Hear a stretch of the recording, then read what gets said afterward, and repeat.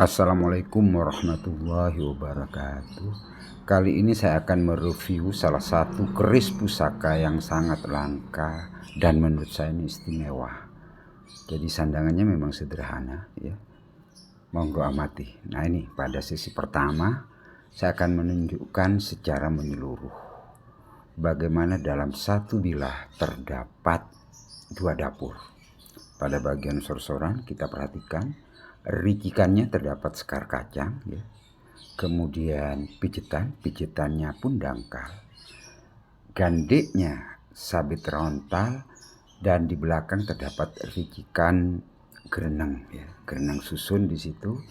Kemudian pertemuan antara bilah bagian belakang dengan gonjo itu nungkak, jadi melengkung, tidak lurus. Jadi pertemuan antara bilah bagian bawah di bagian belakangnya itu nungkak tuh ya.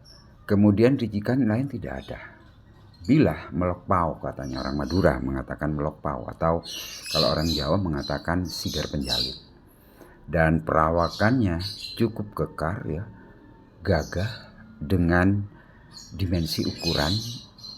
Mungkin pada video sudah saya paparkan juga porsinya, yaitu sekitar 7,1 cm. Kemudian gonjonya sekitar 9 cm dan ketebalan bagian tengah ya, gonjo itu sekitar 13 mili. Kemudian lebar dari separuh panjang bilah itu sekitar 2,8, jadi mendekati 3 cm, dan ketebalannya itu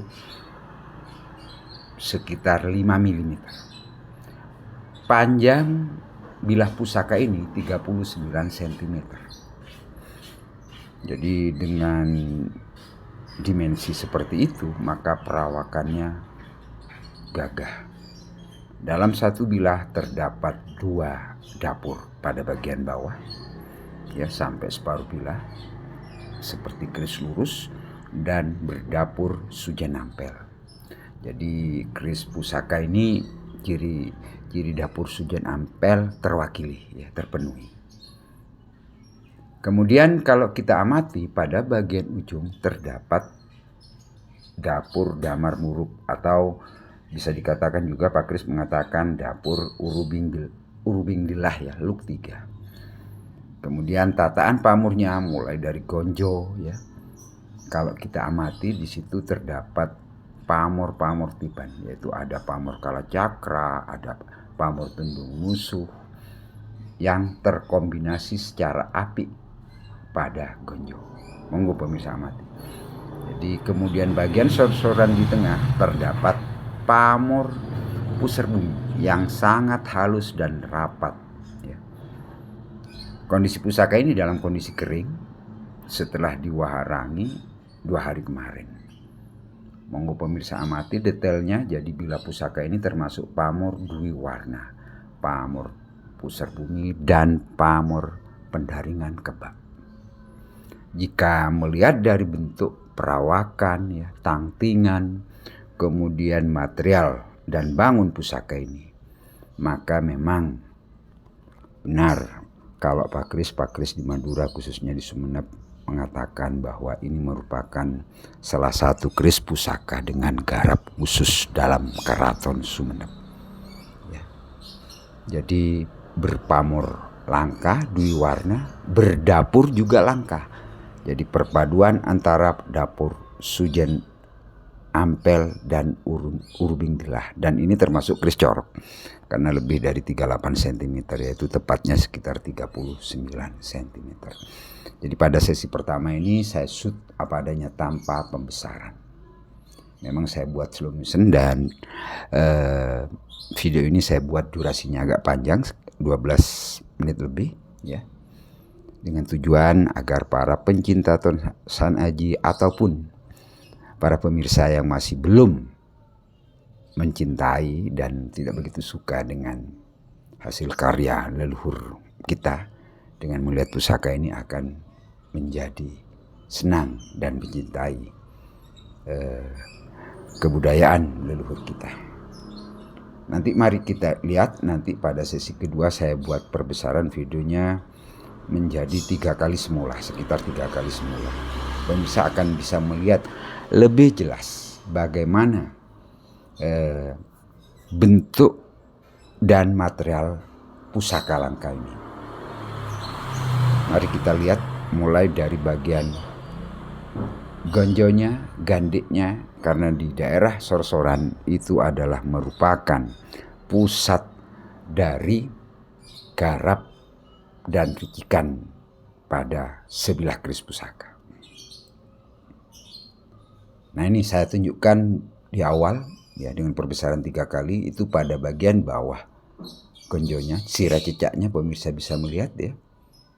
Kemudian wujud dari pamor pada bagian gonjo bagian sirah cecak dan pada kanan kiri bilah. Kemudian bentuk sekar kacangnya pemirsa bisa melihat cukup gagah ya, masih utuh.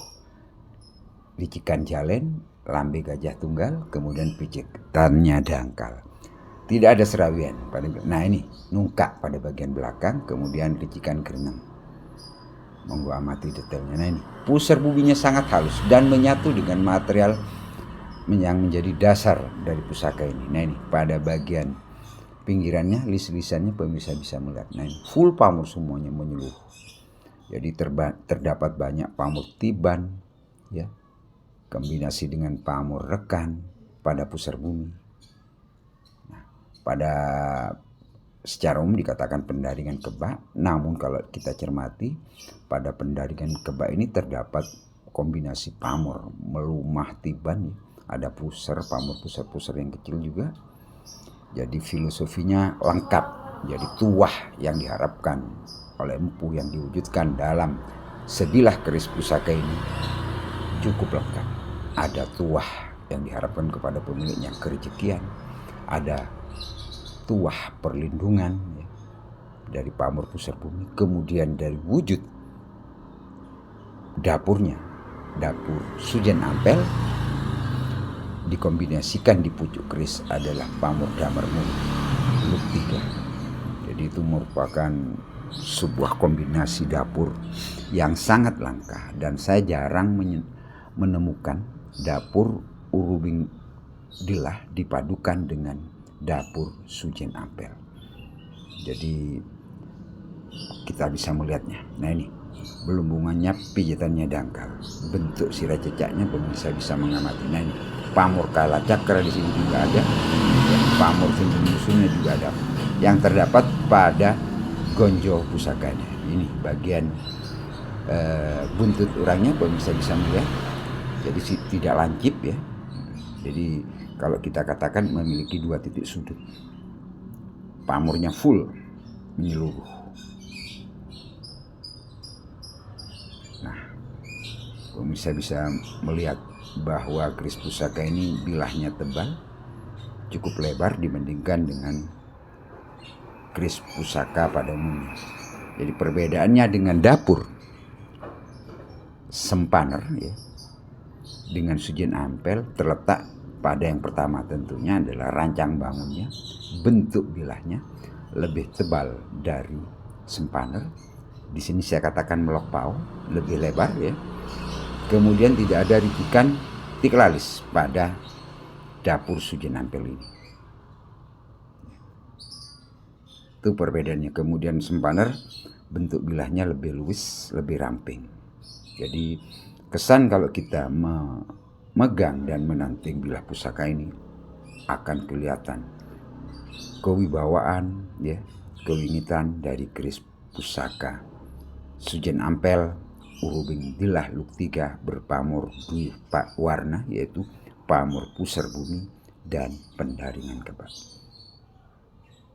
Monggo nikmati, jangan sampai di skip, amati sampai tuntas keris pusaka langka Sumeneb Sepuh era Mataram Islam. Sekian saja dulu uraian mengenai pusaka ini. Semoga para pemirsa bisa mengambil manfaat dengan adanya video ini. Wassalamualaikum warahmatullahi wabarakatuh.